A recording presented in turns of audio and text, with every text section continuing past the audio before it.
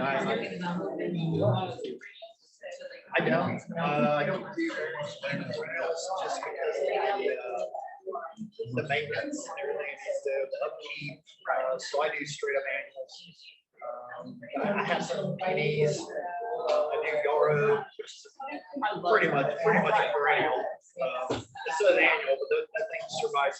I burned it up and it came back. So it's going to be around a while. So I do a lot of that. I do baby's breath in the wild that's what I keep strictly for my bees, and also I put up distractor sunflower beds to keep the deer away from my expensive stuff, which is a nightly battle with these. So I have everything you can think of as far as deer getaway features. I have an air can. I got air can. They don't care. They're like, I don't care. Everybody back? It looks like it. All right, we'll get back going. This part is going to be really interesting. It's beekeeping gear. Now I do have suits and stuff, but I'm washing them, and I'm in the process of washing them. And the way I wash mine is I don't use any type of detergents and stuff like that. So I air dry mine. And that's very good to do if you're going to be messing with bees. So I didn't bring my suits with me, but what I did bring, I got my smoker here. What's something you can see about my smoker? See it? I've never used it. So I personally, I'm not trying to be the bee whisperer or anything like that, or the bees are, but I like to do all natural beekeeping. Now I do go in there with a veil. I'll show you in a minute, but I do have a top veil. I don't wear a full suit anymore, and I'm not going with no suit. It's just crazy. So they still come after you. But I'm working towards more natural, all natural beekeeping. So part of that is I don't, like I said about my suit, and I'll bring this up here in a minute too. My suits are all washed naturally. I don't use any type of detergents or anything like that. If I go out to the hive, I don't eat any type of sugary meals. I don't eat anything that's sugar or drink anything that's sugary. They will find you if you do. And what's the one thing that you don't do with beehives at all? You don't eat bananas, right? So bananas are the smell of the pheromone that the queen's going to give off for the attack signal. So you can actually smell it. You can smell bananas. You open that hive and it's a pissy hive, which is usually in the summertime. You never want to check your hives in the evening, and you don't want to check them in the morning. You want to check them in the afternoon. I made the mistake. I decided I want to check mine early in the morning, and they made it clear that I was in the wrong place. And I could smell the bananas. I could smell it, and I was like, well, this is going to be bad. So I just put the top back on and I left because I could already smell, and they were already hitting me in the face. And you know why they hit you in the face by chance? That too, when they sting you, they release a pheromone. And you know, when a worker bee stings you, it completely disembowels them and they will die. But with that, they release a pheromone, and the other bees are going to find that. So what I do is I keep a dryer sheet in my pocket, and if I get stung, I rub that dryer sheet on it, and it confuses the bees, and they don't know where to go. And they will come back to the same point and sting me again, which is really good. But if you see bees that are hitting you in the face, if you think in your head what a black bear looks like, they're all covered in fur except for what parts? Face and the eyes. So that's where they go. They think you're a big old bear that's trying to take all their honey from them. They don't know you're a human. They could care less. You're an enemy. And they're going to start pounding you in the face, like throwing darts. And what I do in that point, I just smoothly step back, give them a second to regroup because they're all really pissed off at the moment, and then I'll re-engage it.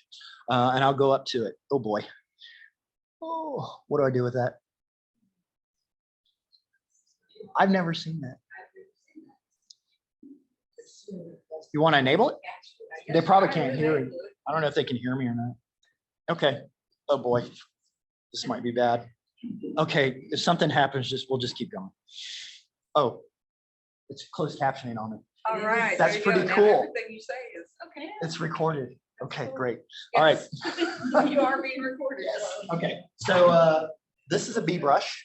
Of course, you can get this at Lowe's or anything like that. I probably paid way too much for this. But what it's used for is when you take one of your frames out and you're wanting to transfer it somewhere else, you just do that with the bees. Or you can just take it over your hive, give it a quick shake like that. Be advised that they're going to be pissed off for a little bit and they may come and get you, but they will eventually get calm and go back in the hive. So the really neat thing is about when you check a hive, if you really look at the hive inside the frames, you'll see all these little bees with their little hands, their little feet on the edge staring at you. It's the most amazing thing. And they're just waiting for you to do something bad. They're just sitting there waiting. They're like, come on, come on. And then they go, and they're going to come up. So again, the smoker, I didn't bring my hive tool, is really nasty. It had some mite treatment stuff on it, so I didn't want to bring it. It really stinks bad. So I just left it at home. But those are your basic components. You got your running strap hive, your hive tool. There are so many different hive tools out there. You just have to experiment with which one you think is going to work.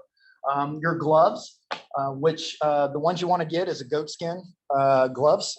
They don't get as nasty with all the honey and propolis. Anybody know what propolis is by chance? It's glue and insulation, and where the bees get it from. And when you pop up one of these hives, you think you're just going to go over and you're going to lift the top off. It ain't going to happen. You may get the top cover off, but everything else has been cemented together. It's been all sealed. The propolis comes from tree sap and water. They mix it in their mouth. They go, and again, they spit it up. And they seal the entire hive from the inside. You can spray it with water and you will not get water inside that hive. It's all sealed up. And that's for insulation for the winter, and also so they don't have robber bees come in and steal the honey, which can happen. And when usually the time when you're going to have issues with with robber bees is going to be when the robber bees are going to come in when you open up the hive. And they're going to go, oh, I smell honey, because you can smell the honey as soon as you open up a hive. And the robber bees will try to come in, and it's game on. It's literally it's UFC at the opening of this hive. I mean, they're wrestling on the ground, they're fighting one another, and unfortunately, that happens when you open up the hives during the fall time frame. Is that common? Yeah, fortunately, yeah, it does happen. Our hives are close together, which I'm going to fix. I don't like how they're. I have on my property now 8 hives. Our goal is, I say our, but my mentor, we're working to get up to about 20 is what I want. And so we're going to extend our apiary out and kind of put some space in between them. That also helps with air circulation. It helps with mite treatments and stuff. So this is a calendar from spring to winter of how everything goes. So in the springtime is when you're going to install your new hives. You're going to buy your bee package. I've already bought mine for next year. They usually sell out pretty quick, and sometimes they'll have more bees available, but sometimes they don't. So if you do look to buy bee packages, keep it within Tennessee, Kentucky, Georgia, Alabama. Don't go anywhere really outside of that because you're going to have issues with traveling. Your bees are going to die. Or like in my case, Indian Mound Post Office, they get out every once in a while, and it's really kind of funny. So I have to go into the post office with my bee veil and pick up the package of bees and take it home, and I drive home with my bee suit on because they're all flying around inside. So you're going to install your new hives. You're going to feed pollen and sugar water for wax production. I don't do that throughout the summer, but I do it in the spring just to give them a little help to get going. Treat for varroa mites. We don't have a really bad problem with varroa mites in our area, but they do exist, and you have to treat for them. You either do a thymol or oxalic acid type of treatment on them. You want to check your hives every 2 weeks, which I do. I have a checklist that I use that I go through and make sure everything is looking good. And you want to check for signs of swarming. It's real easy to find. You'll look in there, you'll see a lot of peanuts hanging off. That means they're producing a lot of queens. That's a bad thing. So you go around to your to the peanuts where they're at, and you want to look in them and see if they're producing a queen. If you already have a good strong queen and you're not making queens for money, you can get rid of it, because she may possibly swarm and take your bees with them. So, and then add levels as colony grows. That means you want to add boxes and frames. Right now, mine are 2 deep, with my swarm hive only being single right now. So next year, I'll probably double the swarm hive up. And then you want to remove levels as a colony shrinks. So you want to take out frames or top sections, and then harvest honey if a hive has sufficient surplus. I harvested mine late July, I think. I had 2 quarts off my hives. First time honey as a first-time beekeeper is really good. That's a real positive thing, that you have a good area where your bees are. But right now, like I said before, I have more honey now than I had when I harvested. It's just happens, but I'm not going to touch it. But in the spring, if I still have a lot of honey left over, I'll go ahead and harvest it early in the spring to give them more room. All right, this says hive inspections, but here's some of the things I talked about. Don't wear heavy perfumes on body or your clothes. Don't go in there, with all kinds of, perfume and everything, because it's just gonna be a bad day. Don't eat sugary foods and don't drink sugary drinks like 7-Up or Sprite or Coke, anything with high sugar in it. They'll smell it and they'll find you. Stay calm and move slowly. So it's very, everything I do is very methodical. It's very thought out. Beekeeping for me is more than just having some honey. Beekeeping for me is a very therapeutic thing. When I go out to my bees, I know I have to be calm. So I have to release all that anxiety back behind me, because they can smell that cortisol. If you go in there stressed out, anxiety, you're really pissed off, they're going to let you know that they don't want that in their area. And you're going to have to leave because you can get stung on the butt and everywhere else. And they'll crawl up your legs too. That's usually my issue. I don't ever tuck my pants in, I forget, and then I have a little mist comes up and smacks me on my calf. Stay calm, move slowly. To smoke or not to smoke, it really depends. Some people really do use the smoke. Some commercials you may see somebody using a lot of smoke and stuff. That's terrible. It's a very bad example. You want to use smoke very, very sparingly. What does smoke do for the bees? Does anybody know? It masks the pheromones of the queen, the attack pheromone that she releases. That's what the smoke does. And it also triggers the bees to think that there's a forest fire. So what they're going to do is engorge themselves with honey. They're going to eat that honey up. They're going to, that's why you really don't want to use smoke. They're going to start engorging themselves with honey. That means they can't sting you, because if it's elongated their abdomen, it's stretched out. You'll look at your bees and you're like, holy crap, I got a whole hive full of queens. Well, they're just stuffed full of honey right now. And they're like, hey, let's get all our stuff because we got a haul butt because our hive's about to burn up. So that's a signal that you're producing. And I don't want to do that because I don't want them to take my honey away. And also, after they're done, they will go and regurgitate it and or eat it. But see, they're consuming your honey, your product. So I'm like, I don't want to go in, and it's like anything with agriculture. You don't want to cause something that's going to, tear up your production. You don't want to add something bad or do something bad that's going to affect your production. So, it's really up to you if you want to smoke or not. I don't. I think the smoker thing is kind of cool looking, so I just kind of keep it around. But I don't use it. My buddy uses it when he opens all 5 hives at one time. That can be a mess. So we use smoke. We'll stay at one end, check for wind, and see how it flows. But you will know a little bit of calmness with the hive. But again, you're causing some problems with your own production. And the main thing is trust your equipment. If you got your bee suit on and you go into the hive and you're still scared with your bee suit on, you might want to relook what you're doing. It's kind of a self-critiquing moment if you don't have your equipment on correctly. The bees will let you know that you didn't do it correctly, and you need to fix that. I'm too dumb and I haven't fixed my pant leg thing, but I will get there eventually. I just get too ahead of myself. All right, I don't know if I can get this to play or not. Let's see. Oh boy, there it goes. All right, this is a swarm that I caught about 3 weeks ago. So that's I'm slowly bringing, and you watch, I'll move really slow. I just grab these clumps of bees. You can see all the bees all around me. And I'm slowly just taking the clump and I dump it in. I step back for a second because I'm trying to regain my composure of just what the hell happened. And you can see I'm looking because I have stingers that are on my fingers. I'm looking at it like, wow, they were going at me. But one thing that probably couldn't see, but you see all the bees that are surrounding me, right, at the time. Well, there was another swarm that was like 2 fence posts down. These came from our hives. It was a rambunctious queen. I said, hey, peeps, let's get out of here. So 2 queens left. They took 2 swarms with them. That swarm and 2 down was another one. Well, as I'm sitting there lifting all that stuff out and I'm setting it in the hive, I'm kind of looking around like, what's happening? At that moment, I was inside what's called a bee NATO. And they're going around. They go this way, and they're surrounding me. I didn't realize it, but the other swarm had come to see what was going on. And I was just kind of hanging there. Now the person that was taking the film got hit in the face by a bee, went and stung him. They were, okay, I'm gonna step back. So that was like the closest up I could get. But yeah, the other swarm came, it joined the swarm, and I caught basically a swarm and a half. I think the queen decided, I had some that came over and said, yeah, she can go ahead and go. We don't want to mess with her no more.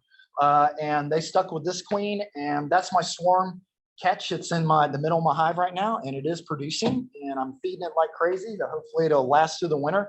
If it does, that's kudos, and I'll have more honey next year. All right. This is honey extraction. I'm getting close to the end here. What you're going to do is you're going to remove your frames, knowing that when you remove these honey frames, you're taking their food away. So they're going to come after you, which is fine.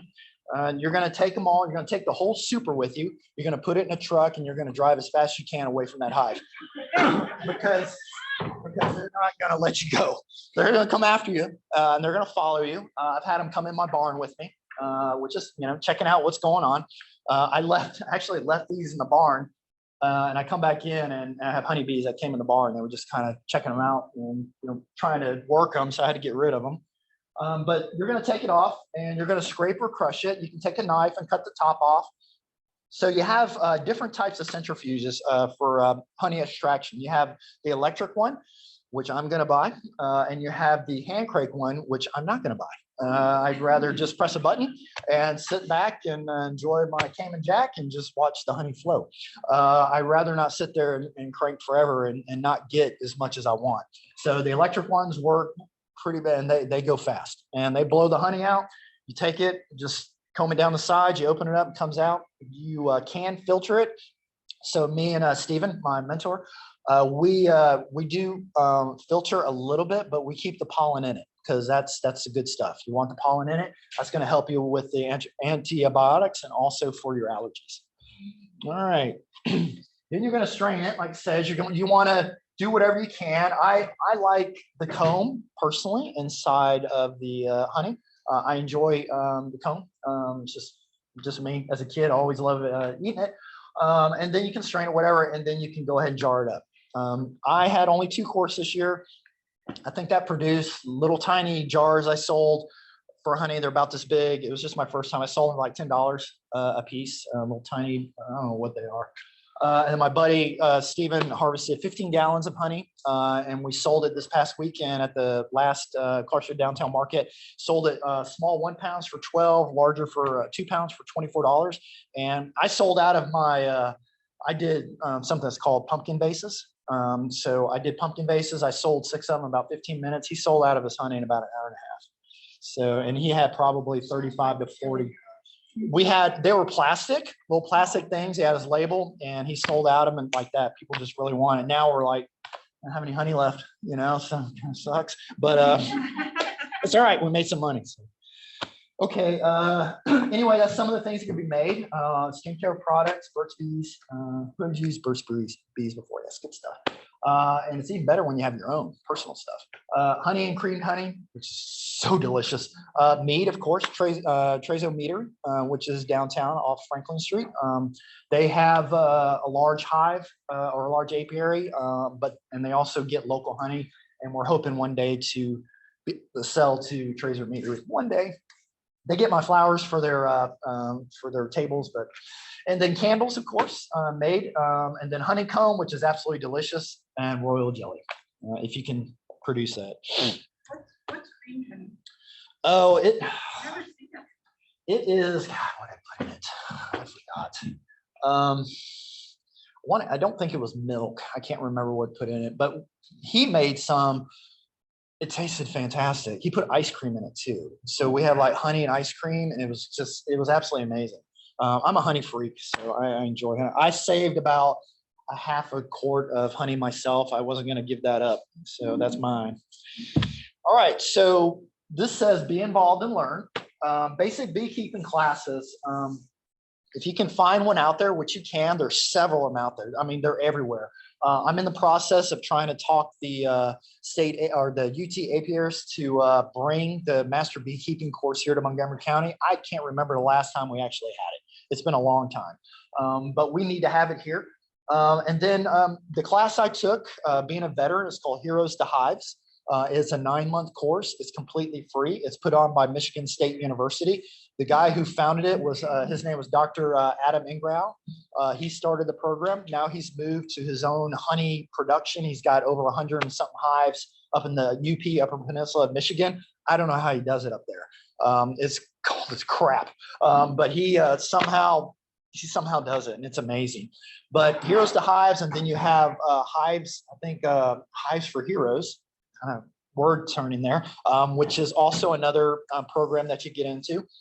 The Heroes to Hives, like I said, it's 9 months, YouTube videos, active coursework, and then at the end of it, when you're done, they enter you into the Great Plains Master Beekeeper, which I finally have reached that portion. But it just opens you up to so much more information. Plus, you get this network of people who, you know, have forgotten more stuff than I'll ever learn. So local beekeeping association, we do have one here in Montgomery County. Roger Stewart's still the president. I believe he's still the president of the Montgomery County Master Gardeners Association also. Love Roger to death. And then also get to know your state and UT apiarists. So the state, last name is Studer, and I can't remember the UT one. Name always leaves me. And then also if you do get these classes and you do Master Beekeeper, has anybody ever heard of the Tennessee Ag Enhancement Program, TAPE? That is a value-added program that's for agricultural operations, also beekeeping, where you can do value-added stuff. You can actually get cost share on buying hives, equipment, stuff like that, but you got to take these courses. But it's such a great opportunity, and I encourage everyone to do it. The opening season was the beginning of October. I think they're still taking applications, I believe. But if you get a chance, kind of look at that. It's pretty neat. It's a great program put on by the state of Tennessee. If you haven't learned yet, Tennessee has some of the best programs for agriculture, also for veterans into agriculture. So lots of great opportunities. All right. That's it. One of the first slides, when you first started, Yeah. you said something about steam. It's a joke. It is, yeah, because that's what they do. They produce stains. Yeah. So I go to Black Honey. Yep. And you can see regular honey and then organic honey. But listening to you, it sounds like all organic. Yeah, I don't. Yeah, I sorry. The whole organic thing, whatever. It's all natural stuff. They're bringing in all natural stuff. I mean, it's all out there. No, I know organic. I have no idea. That's right. You know, I mean, can you really tell it by the taste? No. There are some beekeepers who don't believe in using pesticides Yep. or any mite treatments. Right. They do it all organic. They kind of leave the one that's organic. So then they push their honey as organic because they haven't treated for pests. They make sure that all the areas Right. that they're in control of don't spray. It's a selling feature. And those people that do that are what causes issues with our pests, our mites. If you don't treat for the mites, varroa mites, if you don't treat for tracheal mites, if you don't treat for wax moths or hive beetles, you're promoting the growth of these things. So when bees commingle and they're out doing their thing, there might be another hive somewhere that's come and they mix, and it may pass that disease on to that one. They're going to bring it back to the hive. Well, I don't want that. So I treat for varroa because I don't want my bees to die. They're expensive. They really are. When you get into this and you start out, it's, I mean, not to scare you, but it could be $200, $300 when you first start out because you're getting all your stuff. Now it gets increasingly better as you go on. You won't have to buy full hives unless you really want to. And there's so many companies out there. I've used Dadant, Mountain Sweet Honey. You can just do a search on, bee equipment, and it's everywhere. Everybody's selling it. There's a place actually, hopefully we get bees on Fort Campbell if we can do this. Something I'm working with the Soldier Recovery Unit on Fort Campbell. I've already got approval from the land manager and the battalion commander. I just have to get the garrison commander to sign off, and maybe even the division. But the cool thing is we'll be only, I think, the second installation in the United States that has bees on the installation. Fort Riley has a active beekeeping operation on the back 40. It's really big and it's all veterans and active duty. And they have a thing, I forgot the name of the company, but all the bee equipment is made by veterans or active duty, and they'll sign the bee hives for you. I have one. It was had an E6 that made mine, so he signed it. Staff sergeant, I can't remember. I think Jones, I think, and he built all my stuff for me. So I thought that was really cool. So giving back, that's what I like to do. All right, so we're gonna do this now. It's horticulture therapy activity. So you're gonna go home with the door prize. So that door prize, we're going to be doing microgreens tonight. So what is horticulture therapy? So horticulture therapy is using plants and seeds. So I went through this course that was called the Horticulture Therapy Certificate Program. It was put on by University of Tennessee, Knoxville. It was developed by a guy, his name was Dr. Derek.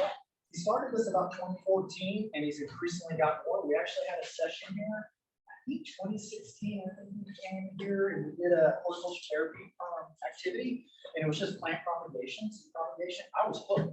At that moment I was hooked, and I spent the last 4 or 5 years studying more about it. So horticulture therapy, it might sound like a lot of work, but it really isn't a lot of horticulture. It's a lot about therapy. Horticulture therapy is a integrated or complementary care.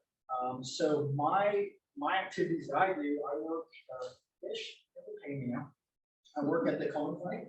I'm on their advisory commission.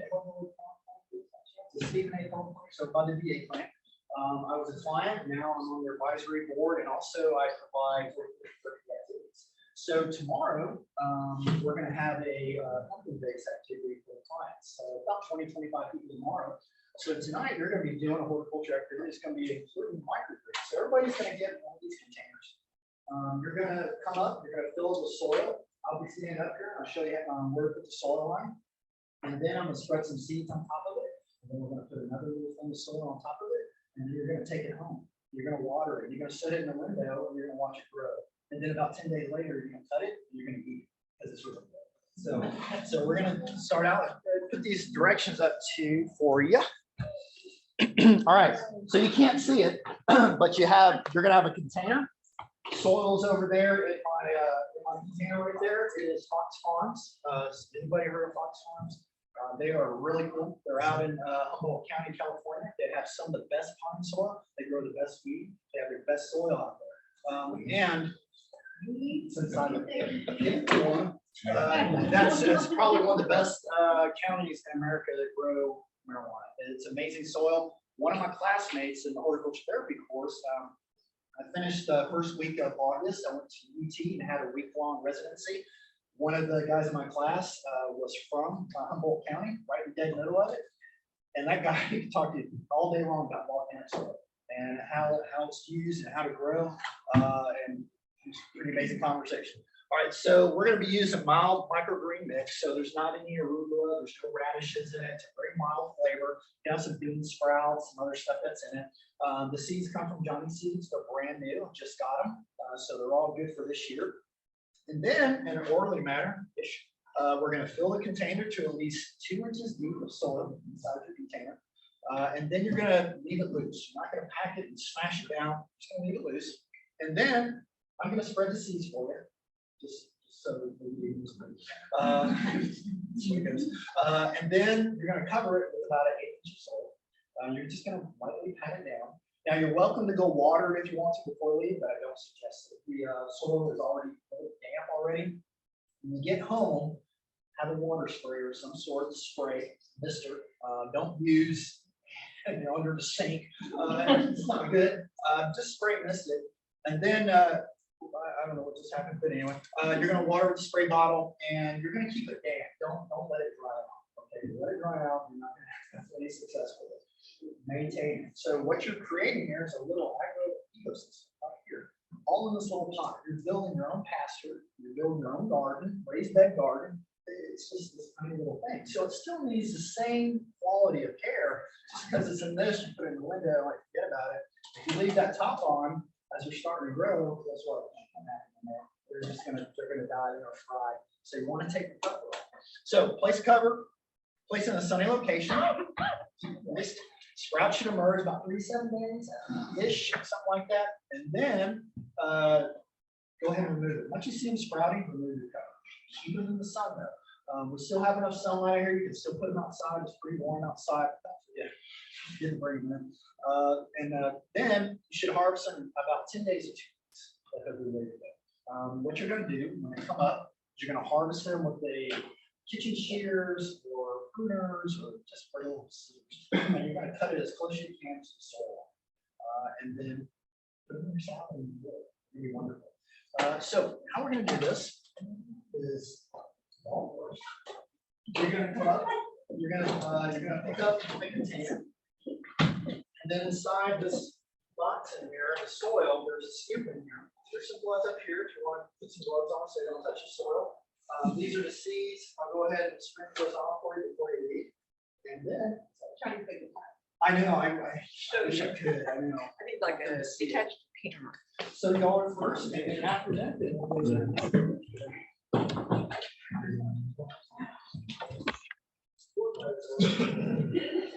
so this.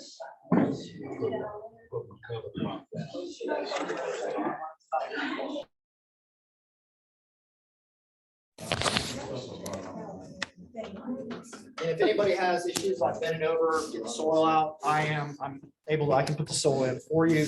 Yeah, great question. Okay, When we cut them. Yep. do they grow? that's it. Yep.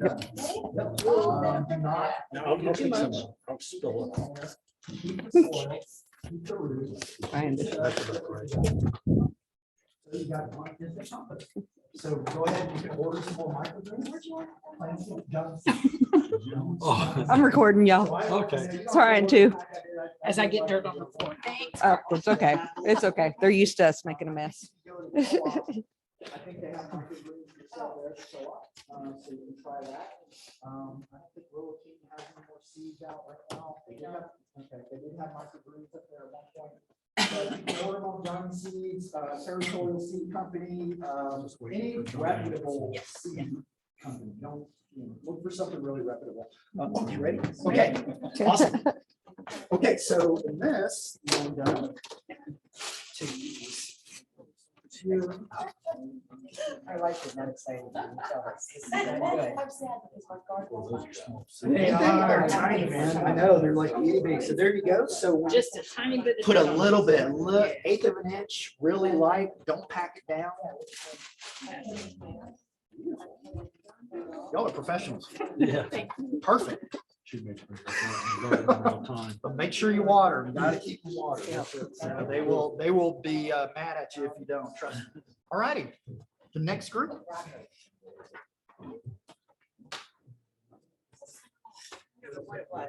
Pick you up a container and all right. So the fill line on this, you have one down here. That's 1 inch. So you want to do it about midway between the top and that first line, about right there. Then once you get that in there, just stand by and I'll put some seeds in there for you and then we'll. Then do you have to put a little more on top? An eighth Eighth on of an top? inch, very lightly put it on top. They will grow anyway. They're pretty much like, brassica seeds, mustard. They'll put the roots down and they'll continue. All right, ready? Very excited. Put it a little closer. There's a ton of these. Thank you so much. Yeah. Nice. More prizes. Yeah. There you go. Put a little bit of soil on top. There you go. All right, thank you so much. Uh-huh. Kind of be. No worries. It's good stuff for you. This is it cleanses the soul. Anything in agriculture is just amazing. Oh yeah. Perfect. All right. Ready for the seeds? Yeah. Here you go. Feed me up. Yeah. There you go. Yep. Put some on top. I'm not good about this 8th inch stuff here. Now, are there holes in the bottom of the container? There is none. No. So you have to lightly water with the spray bottle. You can't sink a bunch with the sink because it'll just flood it. Right. So just really lightly on top, mister kind of thing on top. You can put holes in the bottom if you want when you get home, but it's up to you. Yeah, I think you're ready. Pretty good right there. Yeah, there you go. That'll work. They don't have very deep root systems. I mean, they're just getting started. Bam. There you go. Put your little more on top. Golden. Oh, I am. Thank you though. Perfect. Yeah, but, There you go. All right. I love to raise my babies. Yeah, that's a great. Pictures of this for Derek. It's like, Derek. I'll look, send him. I'm doing it. I'll send him this part of the video or I'll get a something, picture maybe. with everybody before we leave. I like to Okay. take a picture. Okay. All right, looking good. And this mix has some perlite. It's got some peat moss. It's got a little bit of everything. I put a little bit of miracle grow in it. Yes, just yes, to give it a little shot. Yep. Put a little bit of soil on top, cover them all.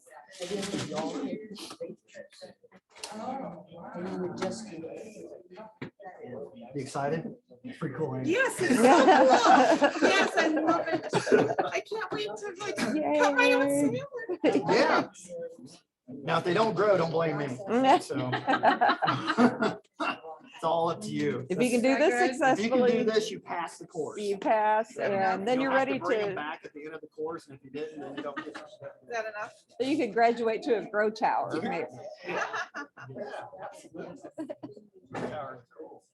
There you go. Great, thank you. Put your little on top, cover them all.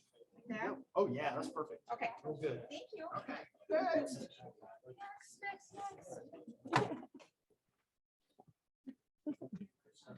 We did something like this similar at school, but we did a bonsai garden, Oh, okay, so it was pretty fun. Yeah. nice. Kind of like my grass heads, like we do with the kids.